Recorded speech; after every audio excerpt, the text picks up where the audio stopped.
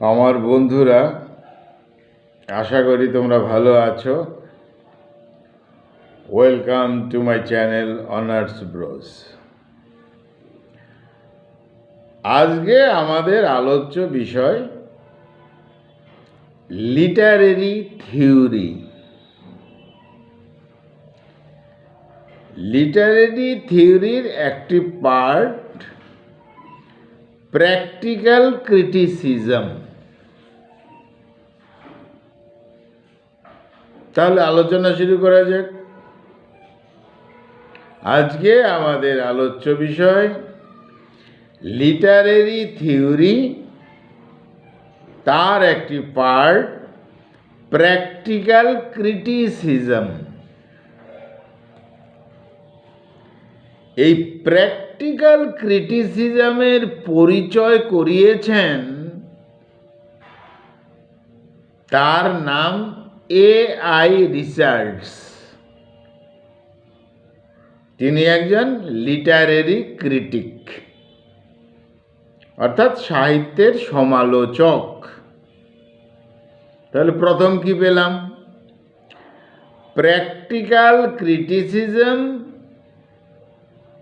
এই বিষয়টির সাথে যিনি পরিচয় করিয়েছেন আমাদেরকে, তার নাম হলো I.A. রিচার্ডস। তিনি একজন লিটারেরি ক্রিটিক। এবার তাহলে আমাদের প্রথমেই জানা উচিত প্র্যাকটিক্যাল ক্রিটিসিজম বিষয়টা কি। Practical criticism is like the formal study of English literature. অর্থাৎ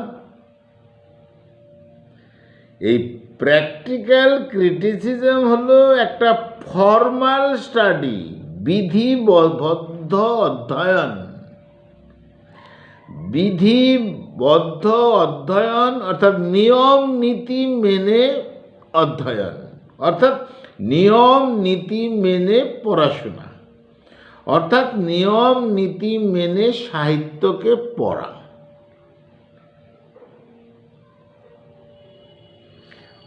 আরও পরিষ্কার করলে ইংরেজি সাহিত্যকে কিভাবে পড়া যায় বা কিভাবে পড়া উচিত,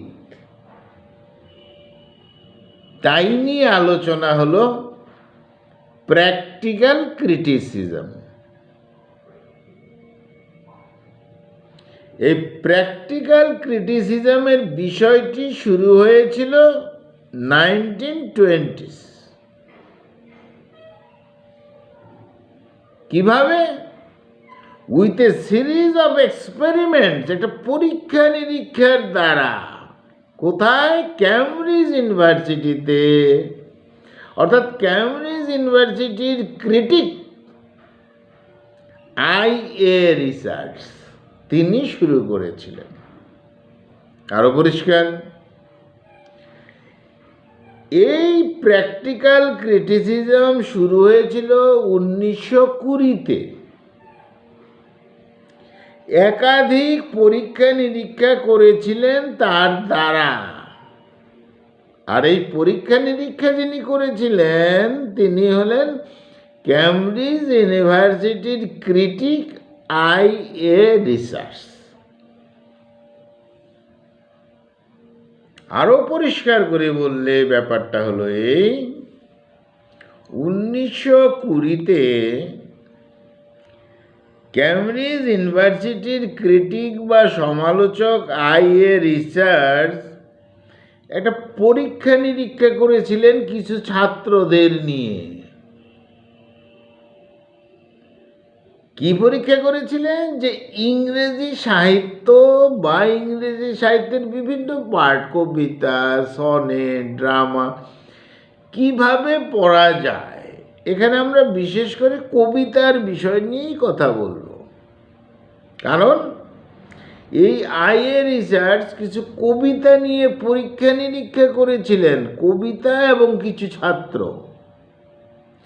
ক্যামব্রিজ ইউনিভার্সিটির কিছু ছাত্রকে নিয়ে আর কবিতা কিভাবে পড়া যায় তা নিয়ে তিনি পরীক্ষা নিরীক্ষা করেছিলেন। আর তার যে রেজাল্ট এসেছিল সেটাই হলো প্র্যাকটিক্যাল ক্রিটিসিজমের মধ্যে পড়বে। তাহলে আমরা বিস্তারিত আসি। এই আইএ রিচার্ডস তিনি কি করলেন, কিছু কবিতা কিছু ছাত্রর হাতে দিয়ে দিলেন, এই নাও এই নাও এই নাও এই নাও। কিন্তু কবিতাগুলো দিলেন ছাত্রদের হাতে, ক্যামব্রিজ ইউনিভার্সিটিরই ভালো ছাত্র, তাদের কাছে দিলেন এই কবিতাগুলো, তুমি এই কবিতা নাও, তুমি এই কবিতাটা নাও, তুমি এই কবিতাটা নাও। কিন্তু তিনি কোনো ইনফরমেশন দিলেন না, তথ্য দিলেন না, এটা কার কবিতা, এটা কেমন কবিতা, এর বিষয়বস্তু কি, কোন বিষয়ের উপর লেখা হয়েছে, কিচ্ছু বলে দিলেন না। শুধু ইউনিভার্সিটির কয়েকজন ছাত্রের হাতে কয়েকটা কবিতা ধরিয়ে দিলেন এবং বললেন যে এই কবিতার বিষয়ে কিভাবে কি বোঝো তুমি, এর বিষয়বস্তু কি, সেই বিষয়টা আমাকে জমা দেও লিখে।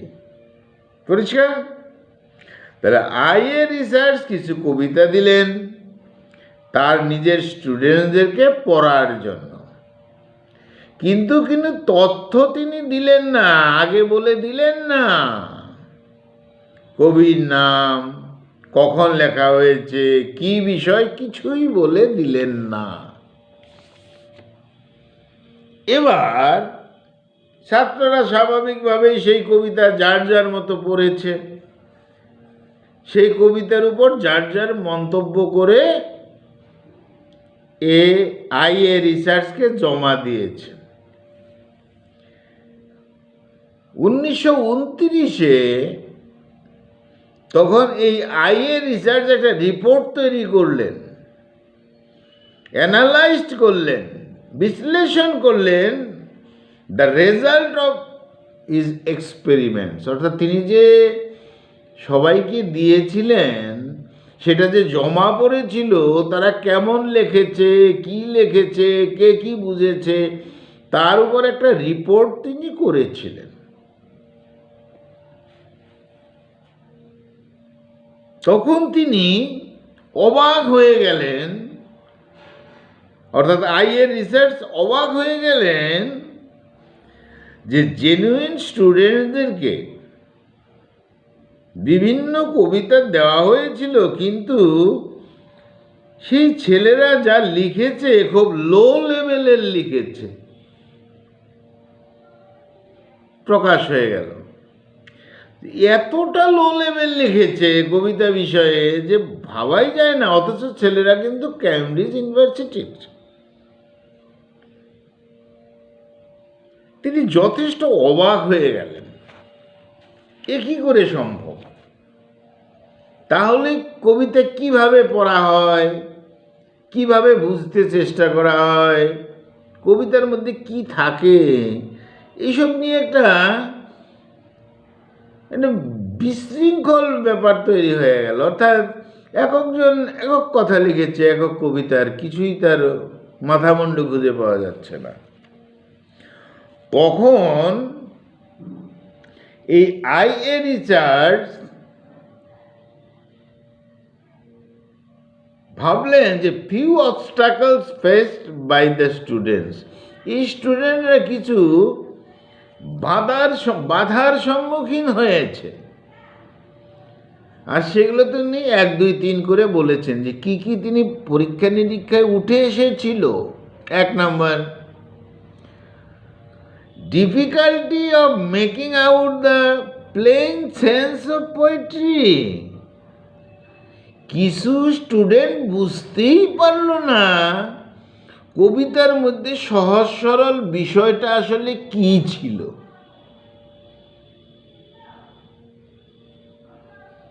পরীক্ষা নিরীক্ষায় বেরিয়ে আসলো যে কিছু স্টুডেন্ট বুঝতেই পারেনি যে কবিতার সহজ সরল বক্তব্যটা কি ছিল, প্রাথমিক বক্তব্যটা কি ছিল, ভেতরের কথা কঠিন কথা কল্পনার কথা ছেড়ে দাও, কিন্তু স্টুডেন্টরা বুঝতেই পারলো না যে কবিতার সহজ সরল বিষয়টা কি, প্রাথমিক অর্থটা কি বুঝতেই পারলো না। ক্যামব্রিজ ইউনিভার্সিটির স্টুডেন্ট। দ্বিতীয়ত তিনি লক্ষ্য করলেন এই পরীক্ষা করে, এক্সপেরিমেন্ট করে, ডিফিকাল্টি অফ সেন্সুয়াস অ্যাপ্রিহেনশন। তারা এমন কিছু লিখেছে স্টুডেন্টরা যে তাদের মধ্যে ফিলিংসই আসে নাই, যে তারা একটা কবিতা পড়ছে, তাদের মধ্যে লেখার মধ্যে কোনো ফিলিংসই খুঁজে পাওয়া গেল না। তাহলে এক শ্রেণীর স্টুডেন্ট বুঝতেই পারলো না কবিতার সহজ সরল বিষয়টা কি, প্রাথমিক অর্থটা কি। আরেক শ্রেণীর ছাত্র বুঝতেই পারলো, অর্থাৎ তাদের মধ্যে কোনো ফিলিংসই আসে নাই, কবিতার কোনো গাম্ভীর্যতাই বুঝতে পারে নাই তারা। তৃতীয় পয়েন্টে তিনি লক্ষ্য করলেন problem of imagery, primarily visual imagery. মনে হলো যে এই স্টুডেন্টদের মধ্যে কোনো কল্পনা, কবিতার মধ্যে যে কল্পনা আছে, আর সেই কল্পনার সাথে স্টুডেন্টের সাথে কোনো রিলেশন হলো না, বুঝতেই পারলো না, কোনো কল্পনাই বুঝতে পারলো না। তারপরে পয়েন্টে তিনি বলছেন কিছু কিছু স্টুডেন্ট কবিতার যে বিষয়বস্তুটা যেমন মনে হয়েছিল সেই স্টুডেন্টদের জীবনের ঘটনার সাথে মিলিয়ে লিখে দিয়েছে। অদ্ভুত ঘটনা। পরের পয়েন্ট হলো স্টক রেসপন্সেস। কিছু কিছু স্টুডেন্টদের যেন তৈরি করা আছে কথা, সেই কথাই কবিতায় লিখে দিয়েছে, অর্থাৎ কবিতার বিষয়ে লিখে দিয়েছে।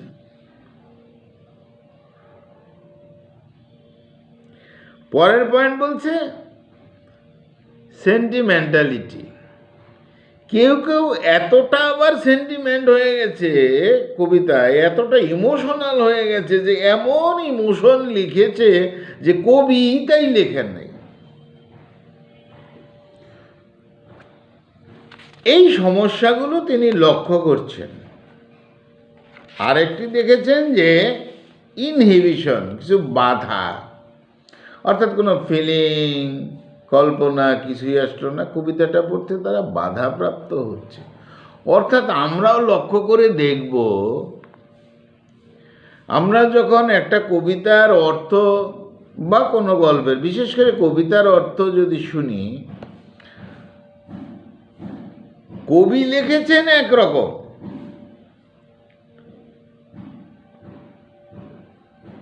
শিক্ষক বলছেন একরকম,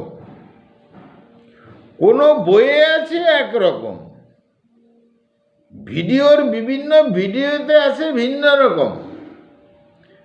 এবার স্টুডেন্টের তো মাথায় হাতে সর্বনাশ।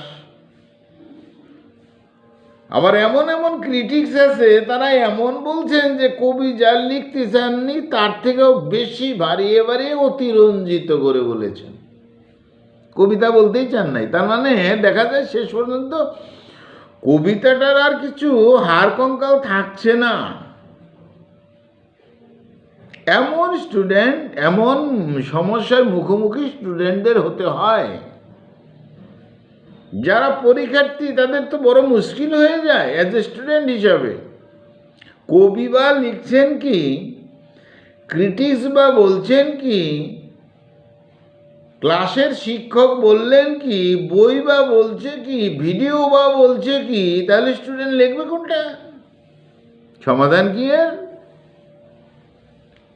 এই সমস্যা বন্ধু শুধু তোমাদের না, এটা আমাদেরও ছিল। আবার যদি কোনো শিক্ষকের নোট একরকম হয়, অন্য শিক্ষকের নোট আরেক রকম হয়, অন্য শিক্ষকের আরেক রকম হয়। এমনও কোথাও দেখা যায় যে প্রাথমিক অর্থের মধ্যেই গণ্ডগোল হয়ে যায়, কিন্তু স্টুডেন্ট তখন বিভ্রান্ত হয়, কনফিউজড হয়। তাহলে তার থেকে তো মুক্তি পেতে হবে, মুক্তি আছে। বন্ধু, তোমার মধ্যে একটা স্বকীয়তা আছে, তোমার নিজের একটা চিন্তা ভাবনা আছে, অনেকেরটাই লক্ষ্য করবে, তারপর একটা জিস্ট তোমাকে লিখতে হবে। রেডিমেড তৈরি কবি এই বলেছেন এই এমনটি খুব একটা পাওয়া যায় না। এই সমস্যার সম্মুখীন আমাদেরও হতে হয়েছে, তোমাদেরও হতে হয়েছে, ওই শিক্ষক যারা তাদেরও হতে হয়েছে। ওর মধ্য দিয়ে ইংরেজি অনার্স, ইংরেজি MA পাশ করে চলে আসতে হয়েছে। অতএব এটাকে কঠিন ভাববার কিছু নেই। তাহলে আমরা পরিষ্কার কি পেলাম?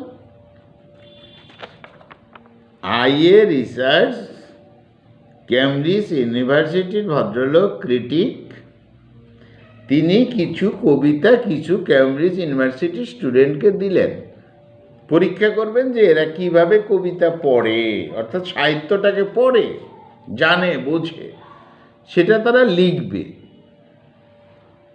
সবাই লিখে নিয়ে আসছে। মজার ব্যাপার হলো IA রিসার্চ বলে দেননি যে এই কবিতাটা কার, কখন লেখা হয়েছে, কোন বিষয়ে লেখা হয়েছে, এরকম কোনো হিংস ছিল না। সেই জন্য একক স্টুডেন্ট যার যা মনে হয়েছে তাই সে লিখেছে, আর সেটাই এক্সপেরিমেন্টে চলে এসছে। আর তখন তিনি লক্ষ্য করছেন যে কিছু অবস্টাকলস, কিছু বাধা হচ্ছে। কিছু স্টুডেন্ট তারা তো কবিতার সহজ সরল বিষয়টাই বুঝতে পারলো না, তার মানে সাহিত্যের বুঝতেই পারলো না, সাহিত্য কী জিনিস বুঝতেই পারলো না, অর্থাৎ কবিতাটার বিষয়বস্তু বুঝতেই পারেনি। কিছু স্টুডেন্ট তার মধ্যে কোনো ফিলিংসই আসলো না, অনুভবই আসলো না, কবিতার যে অনুভব আছে, ফিলিংস আছে, সেটা আসেনি। কিছু স্টুডেন্টের মধ্যে কল্পনার সাথে কানেক্ট করতে পারলো না, কল্পনা কি আছে কি না আছে কিছুই বুঝতে পারলো না। কিছু স্টুডেন্ট আবার নিজের জীবনের ঘটনার সাথে, নিজের অভিজ্ঞতার সাথে কবিতাকে জুড়ে দিলেন। কিছু স্টুডেন্ট আছে তার রেডিমেড কিছু তৈরি করা আছে, সেটাকেই বসিয়ে দিয়েছে। অর্থাৎ কবি লক্ষ্য করে দেখলেন যে এটা বড় মুশকিল হচ্ছে। তখন কবি একটু সমাধান দিলেন যে না, এইভাবে কবিতা পড়তে হয়, অর্থাৎ সাহিত্য পড়তে হয়। এটাই হলো প্র্যাকটিক্যাল ক্রিটিসিজম। কি বললেন তিনি? কবি বললেন, the objective of his works to encourage students to concentrate on the words on the page. প্রত্যেক স্টুডেন্টকে প্রতিটি শব্দের সার্বিক অর্থ বুঝতে হবে, the words on the page. অর্থাৎ যে কবিতাটা তুমি পড়ছো বা আমি পড়ছি, তার প্রতিটি শব্দের সঠিক অর্থটা বুঝতে হবে। কারণ ইংরেজিতে একটা শব্দের তো ভিন্ন অর্থ। তাহলে কবি বলছেন একদিকে, আমি বুঝতে পারছি অন্যদিকে, তাহলে তো হচ্ছে না। কবি তো বেছে নেই যে আমার ঘাড়ের পিছনে এসে দাঁড়িয়ে থেকে বলবে যে আমি এই লিখতে চেয়েছি। তাই সেই জন্য ক্রিটিক্সদের ভিন্ন ভিন্ন মত হয়ে যায়, হওয়াও স্বাভাবিক। 500 বছর আগে কবিতাটা লেখা হয়েছে, সে 500 বছরের সেই কবি তো নেই, তিনি কবিতার উপর কোনো রকম তথ্যও লিখে যাননি, তাহলে তো ভিন্নতর হয়েও যায়। যাই হোক, তখন এই IA রিসার্চ বলেছেন যে ওয়ার্ডস অন দ্য পেজ, পৃষ্ঠার মধ্যে অর্থাৎ পেজের মধ্যে যে শব্দগুলো থাকবে, কবিতায় যে শব্দগুলো থাকবে, প্রত্যেকটার সঠিক শব্দ, প্রত্যেকটা শব্দের সঠিক অর্থটাকে বুঝতে হবে, সঠিকভাবে বুঝতে হবে। তারপর বলেছেন যে স্টুডেন্টদেরকে ট্রেন্ড হতে হবে, ট্রেন্ড হতে হবে, ট্রেন্ড হতে হবে। ছাত্ররা যেন ট্রেন্ড করবে, অনুশীলন করবে যে এইভাবে এই বলতে চেয়েছে, ট্রেন্ড করতে হবে। স্বাভাবিক কথা না, হঠাৎ মনে হলো তাই লিখে দিলাম তা নয়। পরবর্তীতে বলা হয়েছে student should not rest upon the rules of grammar. শুধু গ্রামারের দিক লক্ষ্য করবে, সিনট্যাক্স লক্ষ্য করবে, এরকম বিষয় নয়।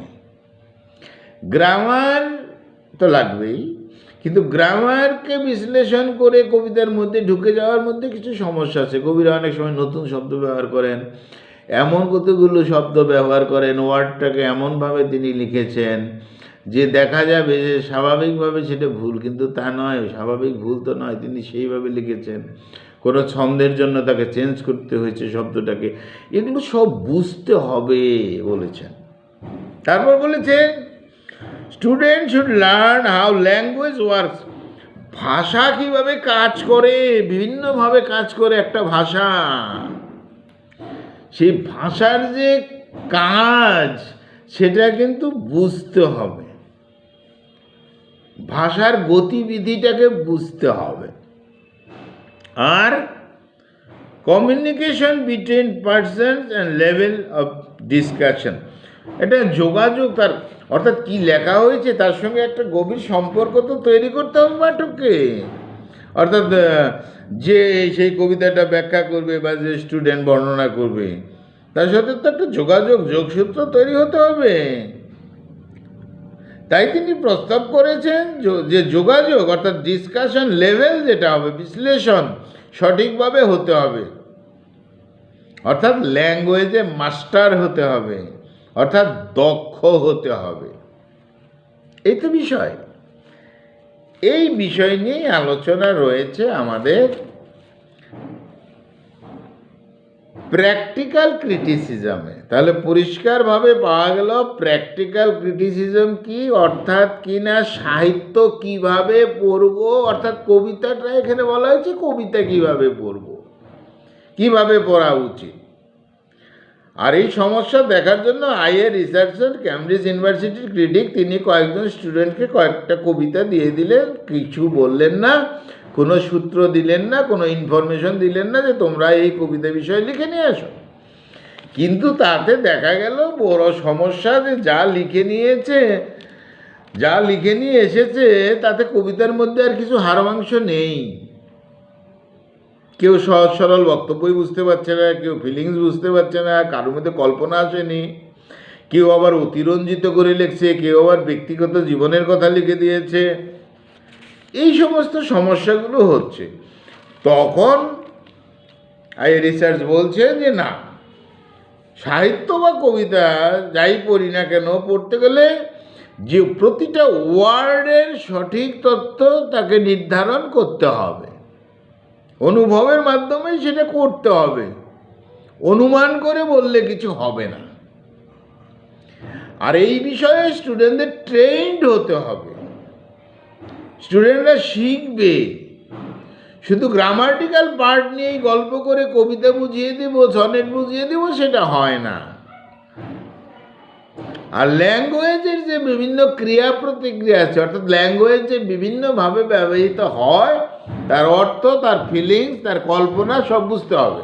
অর্থাৎ কবি কি বলেছেন তার প্রাথমিক অর্থ বুঝতে হবে, তার কল্পনা বুঝতে হবে, তার মেটাফোর বুঝতে হবে, তার ইমেজারি বুঝতে হবে, এগুলো সব বুঝতে হবে, তাহলেই বিশ্লেষণ করা সম্ভব হবে। আর এই বিষয়ে ছাত্রদেরকে মাস্টার হতে হবে, দক্ষ হতে হবে। এই ছিল বিষয় বন্ধু আমাদের আজকে লিটারেরি থিওরির প্র্যাকটিক্যাল ক্রিটিসিজমের আলোচনা, যেটা বলেছেন আইএ রিসার্চ। বন্ধুরা ভালো থেকো, আমার চ্যানেলটা সাবস্ক্রাইব করো। Thank you.